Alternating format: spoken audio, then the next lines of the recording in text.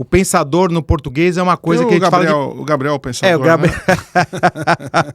Salibão sempre com o seu bom Salibão humor. ou pensador. É, né? Salibão pensador.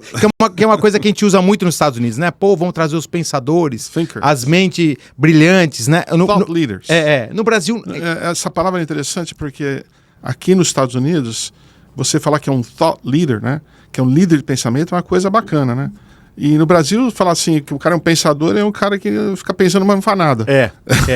É uma expressão que não é usada, né? Líder de pensamento, né? Mas você está mudando um pouco isso, eu acho que é uma categoria, né? Sim. No Brasil, pensador, hoje a palavra coach está muito prostituída no Brasil. Sim.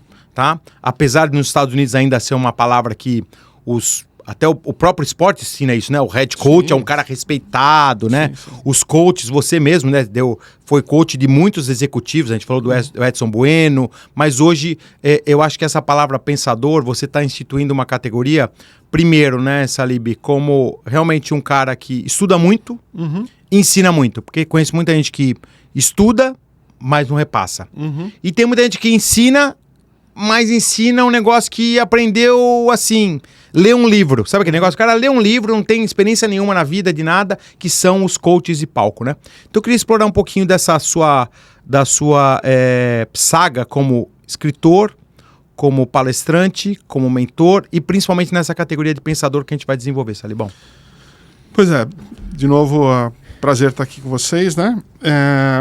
Eu acho que está tudo amarrado, né, André? Eu acho que olhando lá para trás, né, enquanto você estava falando, que eu comecei a refletir um pouquinho de onde veio tudo isso, né? Acho que começou lá desde que eu era jovem, né? Eu sempre tive um mentor muito bacana, né? O Dr. Irani Novar Moraes. Ele foi um grande médico, né? Um dos maiores médicos do Brasil na área dele. E também autor de livros, né? Um cara com uma cabeça muito ampliada, né? Fundador da MESP, foi a primeira empresa de plano de saúde do Brasil, né, de medicina privada, e éramos vizinhos, né, então eu andava à noite, ia até a casa dele. Ele tinha 2 filhas e basicamente começou a me tratar como um filho, segundo filho, né, ele era meu segundo pai, eu era o segundo filho dele. Legal. E ele me fazia viajar pelo mundo todo, né, então essa questão, né, e aí quando eu vi que as pessoas vinham para os Estados Unidos para bolsa de tênis e tal, eu comecei a me interessar bastante com essa possibilidade. Falei, imagina conseguir fazer a universidade nos Estados Unidos através de uma bolsa para jogar tênis. Então já tinha essa curiosidade. Né? Anos 80, é isso? Isso, final dos anos 70. Tá. Né? Já tinha essa curiosidade dentro de mim. E é interessante que olhando para as aulas que eu mais me dei bem, que eu mais gostava, história, geografia e inglês. Caramba! Então isso mostra um pouquinho desde lá, né, a minha vocação para ser uma pessoa bastante curiosa, estudiosa, né?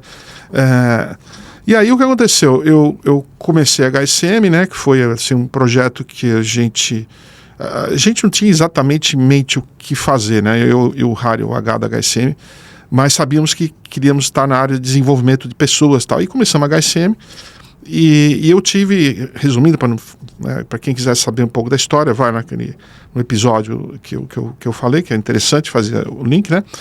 E eu basicamente fui a pessoa que ficou ao lado de todos os grandes pensadores da história, né, da gestão. Eu já me apaixonei rapidamente pelo conhecimento, parece que aquela coisa estava me esperando. E eu trabalhei com Peter Drucker, Jim Collins, Tom Peters, Robert Waterman e tantos pensadores, também fazedores, né? Que nem o e Jack virou Welch. amigo da maioria deles, né, Salibão? Com certeza, grande parte. Eu não dava para vir amigo de todos eles, mas os que tinham mais sintonia até hoje. Não, o próprio professor Kotler. O Philip Kotler também, que eu esqueci de mencionar, né? E acabei desenvolvendo um relacionamento, né? Aí eu acho que eu peguei um pouco do meu pai era ótimo de fazer relacionamentos, né? E aí eu comecei a me apaixonar muito pelo conteúdo deles, né? E principalmente no primeiro evento da HSM que a gente quase quebrou, né? Porque, imagina, a gente conseguiu um palestrante, na verdade, primeiro o patrocinador, depois o palestrante, que é meio bem unusual, né? Mas aí o palestrante era amigo do patrocinador, aí trouxemos o cara e fizemos o nosso primeiro evento no Rio com 30 participantes, acabamos o evento que era para acabar às 5 da tarde, acabamos às 3, porque foi todo mundo embora. Caramba! E aí eu percebi Quem que era o palestrante? o cara que já está lá com com Deus, né? o senhor Bom Deus que mantém-o aí, Sim. o Richard Kopeikin, ele era um advogado americano, era um lobista, mas foi o que a gente conseguiu na época, sim, né? Sim. E... Não, que era também raro no Brasil, né? Sim.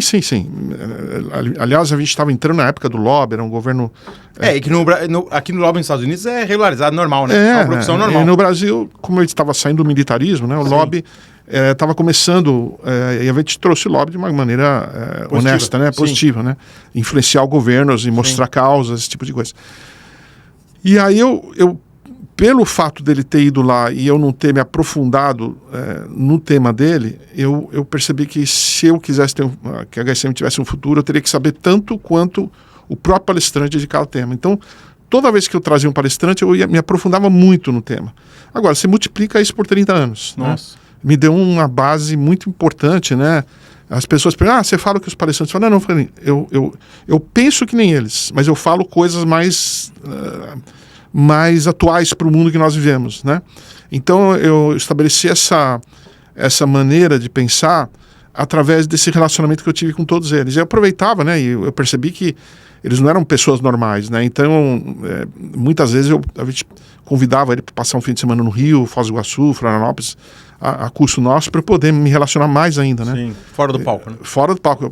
Com o Peter Drucker, por exemplo, quando eu finalmente consegui convencer o Peter Drucker a ir para o Brasil, ele me perguntou se eu poderia arranjar uma agente de viagens para fazer um roteiro para ir para Foz do Iguaçu e para o interior do Paraguai para ver as ruínas jesuítas. E aí eu falei, se você se incomoda de eu ir junto, né? Ele falou, não, mas não quero tirar o seu tempo. Imagina ter lá um guru driver, né? Que nem como é Guruber, né? Guruber, que nem eu sou o Guruber dos Thalita. Eu entrei de Guruber do... Baita oportunidade de você conversar com a pessoa, né? Eu virei Guruber do Peter Drucker durante 10 dias, né? Imagina quanto que eu aprendi, né? Foi muito, muito poderoso. Então, eu na verdade, né, e ao longo do tempo eu fui vendo as mudanças da gestão e fui me adaptando, né, aos conteúdos, um mundo bem diferente, né? Eu venho do mundo da carta, né, do telex. Sim. Né? E a gente vive no mundo da velocidade instantânea de qualquer coisa. Então, eu consegui ver através dos tempos e fui me habituando nos conteúdos, né?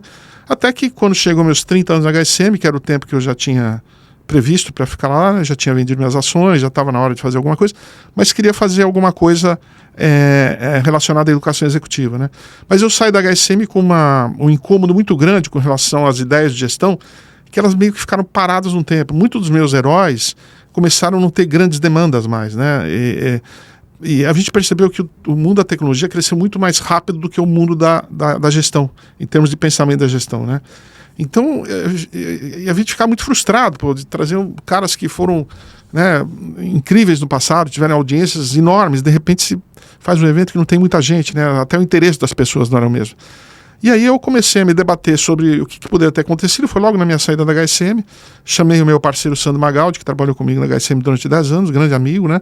A gente é muito sintonizado em pensamento. A gente já tinha escrito um livro juntos, chamado Movidos por Ideias, que foi um livro mais ou menos de pensamentos, assim, não tinha muita sequência, né? Mas foram reflexões importantes. E falei, Sandrão, o que pode estar acontecendo no mundo da gestão, né? Que perdeu tanto, que os grandes pensadores, professores, escolas de administração perderam tanta relevância, né?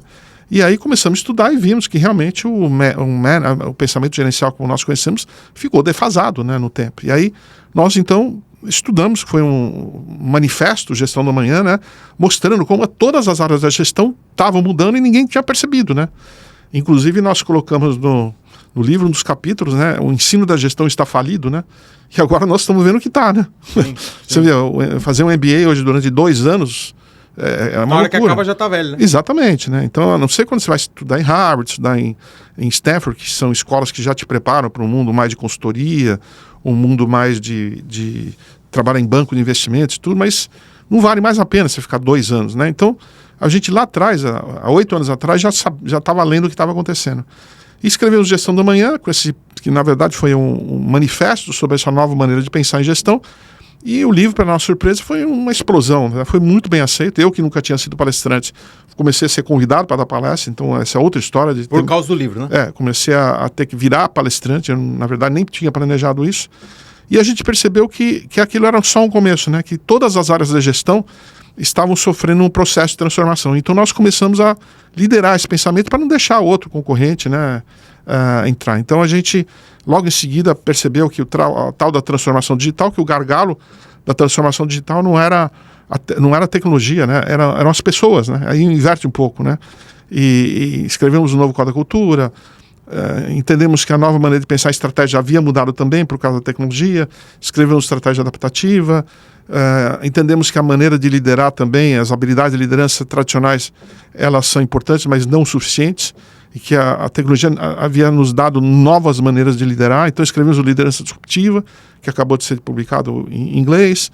Depois entendemos que a inovação hoje já não antes era uma opção, você podia não inovar, proteger o seu mercado e ficar lá sendo. Hoje, se você não inova, se reinventa o tempo todo, constantemente, o futuro chega muito mais rápido do que a gente imagina.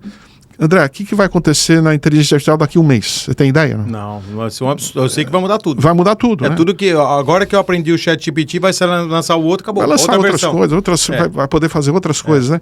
Então a gente fala assim, mas como é que você então inova de uma maneira consistente e recorrente, né? E aí desenvolvemos o conceito motor 1, motor 2, que o motor 1 é presente, entrega, faturamento, lucro, e o motor 2, que é o futuro, que é como é que você desenha a tua empresa para o futuro, né? Como é que você testa, como é que você cria novos modelos de gestão, né? E você sabe que é muito legal isso aí, Salib, só fazendo uma pequena pausa, eu nunca tinha ouvido nessa expressão motor 2, e hoje não, faz alguns meses, comecei em umas palestras aqui, né, mesmo nos Estados Unidos, o que tem gente usando esse termo que você criou, você inventou. Não, porque o motor 2, o motor 1 é atual, o motor 2 é o futuro, é o que não está na frente, blá, blá, blá. Eu falei, caramba, o cara leu o livro do Salib, se apropriou. Não, eu não acho errado as pessoas se apropriarem, mas deu crédito. Sim. Entendeu? É igual a gente, eu já vi você mesmo, quando as suas palestras, fala assim, porque esse daqui foi uma tese do professor Philip Kotler. É simpático, as pessoas, você criou um negócio e o Brasil, é o que você acabou de falar de inovação. Mas aí você vai criar o motor 3, o motor 4, né? Não, inclusive aqui já extrapolou fronteiras, né? Eu fui para Angola, o maior banco de Angola já fala em motor 1, motor 2. Aqui nos Estados Unidos, eu sou advisor de uma empresa chamada Montecito Medical, também fala em motor 1, motor 2. Os parceiros deles falam motor 1, motor 2, Engine 2, né? E também na América do Sul. E a gente criou essa... De novo, às vezes o conhecimento está logo ali, mas falta uma marca, sabe? Sim. Falta uma marca. Sim, você imagina a Coca-Cola sem a marca Coca-Cola, entendeu? É um produto só. A gente conseguiu dar um brand na inovação. E trazer a inovação de uma forma mais prática, mais recorrente, mais certeira, porque é bonito. Inovar não é difícil, é fácil. Agora, inovar certo já é outra história, né? Sim. Inovar com precisão e de uma forma recorrente, porque não basta você inovar uma vez, você tem que inovar hoje, né, com a velocidade... A gente não acerta todas, né, Salibão? Se você não tiver uma cultura e consistência, uma coisa que eu aprendo muito com você, e talvez pela cultura da minha família, né, de trabalhar com moda é aquele negócio de você criar um produto hoje e daqui uma semana tá velho. Pois é, né? Entendeu? Então, a minha cabeça foi condicionada a isso, né? Você vê que tanto no mundo da moda, né, as pessoas tentam entender por que a Shine, né, é uma empresa que vai ter um valor de mercado hoje de uns 60, 70 bilhões de dólares, uma empresa chinesa que não tem fábrica e não tem loja. E fatura, e tem um valuation de quase 70 bilhões de dólares. Como é que é possível isso? Porque eles usam a tecnologia para saber o que as pessoas querem naquele momento. Se você pegar um varejista tradicional, ele procurava antecipar o que as pessoas iam querer daqui a um ano. Sim. Então eles produziam as roupas, você vendia para o varejo... Fazer o marketing para induzir as pessoas a comprar. Né? Você passava para o varejo comprava com 6 meses. Não, ou seja, longo o processo. Até chegar na pessoa demorava um ano. Não, e se deu errado, você está morto. Hoje em dia, né, com a exposição das redes sociais, com tecnologia, as pessoas querem estar vestindo o que tem agora, entendeu? E a Shine entendeu isso. Então, na verdade, é uma empresa de tecnologia com foco em moda, do que uma empresa de moda que usa tecnologia, né? Então... aqui nos Estados Unidos tem, acho que é com o deles, Temu. Está entrando no Brasil também. Exatamente. Assim, impressionante, porque eu comprei umas coisinhas lá, e aí de vez em quando eu tô olhando uma coisa no Instagram, e eu não entrei no Temu. Sim. De repente eu recebo um e-mail do Temu. Fala assim, tudo bem, eu acho que você gosta disso. Eu falei, cara, como assim? Os caras estão me hackeando no Instagram, eles já estão me seguindo, botaram o algoritmo lá e começam a me oferecer, olha, promoção de 40%, mais o bônus, mais não sei o quê. E às vezes você vai lá e compra. Eu compro, às vezes, e falo assim, nem queria comprar, mas está com desconto, compra. Então, exatamente. Né? Então, isso é um exemplo de como a gestão está mudando, né? Então, antes a gestão era você planejar para um ano, né? E durante 6 meses você planejava a distribuição até chegar no cliente. Isso mudou completamente, né? Então a maneira de pensar, a moda ainda existe. O que muda é a maneira de chegar lá. Isso se chama gestão. Né? Sim. Então a gestão muda completamente. Hoje nós vivemos no mundo de uma gestão instantânea, né? De um atendimento instantâneo. Ninguém mais quer esperar um segundo para nada, né? O tempo hoje se comprime cada vez mais. Recentemente nós lançamos um livro, Arte de Fazer Perguntas Transformadoras, né? Já é um best-seller no Brasil, fazendo 2 meses, já está vendendo aí, já vendeu mais de 5 mil exemplares para o Brasil, um número muito importante. Logo né? no comecinho, né? Eu já venho batendo com a questão das perguntas já há muito tempo, né? O Peter Drucker e o Jim Collins sempre tiveram o trabalho deles centrado nas perguntas, fazer as perguntas certas, né? Então eu já venho trabalhando com esse tema há muito tempo, né? O Sandrão comprou a ideia e lançamos esse livro juntos de novo. E temos mais outros livros pela frente, né? Tem mais 2 a caminho ainda, então a gente não para. Que na verdade é a minha paixão, a paixão do Sandro, é um baita parceiro, você sabe que a gente gosta de trabalhar em parceria, inclusive nós dois. Eu sempre gosto, você tem vibrar, né? Essa coisa de querer fazer tudo sozinho não é comigo. E a gente consegue fazer aquela coisa que a gente fala que 1 mais 1 não é igual a 2, é 1 milhão, né? Então se você souber fazer direitinho, né? Não, com certeza, principalmente rejuvenesce, né, Salibão? Porque, que você falou, né? Nós somos de uma geração que a gente tinha tudo para ser analógico. Sim. Eu nasci nos anos 70, você nasceu nos anos 60 e pouco. A nossa geração é analógica. E a gente fazia a transição para uma geração digital, é difícil. Se a gente for híbrido, já é uma vantagem. Agora, se a gente entender a questão digital, que não é só a tecnologia, né, Salibão? É a velocidade das coisas, né? A gente conversa bastante aí sobre processos, sobre ideias, sobre coisas que você vê, por exemplo, a gente está chegando no final do primeiro bloco, eu vou só deixar uma mensagem aqui até para provocar o nosso ouvinte, né? A história da gente fazer o Hub. É uma coisa que eu tenho pensado nos últimos 10 anos, Salib. E eu não tinha conseguido colocar em prática. Por quê? Porque todo mundo que eu levava a ideia, falava assim, Hub vai ser um coworking para as pessoas trabalharem junto? Um shared workspace? Mas já tem aí o WeWork, tem não sei quem. Eu falei assim, não é isso. O conceito de Hub já existe há muitos anos.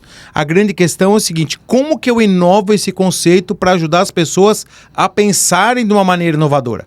Então é o conceito inovador com a mentalidade inovadora. Porque às vezes, Salibão, e a gente pode explorar isso um pouquinho mais no segundo bloco, o que eu percebo, né? Eu converso com você aqui hoje, eu aprendo um monte de coisa. Só que se eu não executar amanhã, e hoje as ferramentas de inteligência artificial ajudam muito a gente, né? Você tem lá o Claude, que você grava tudo, ou no Zoom, ou no Google Meet, e depois te dá um resumo, só que você precisa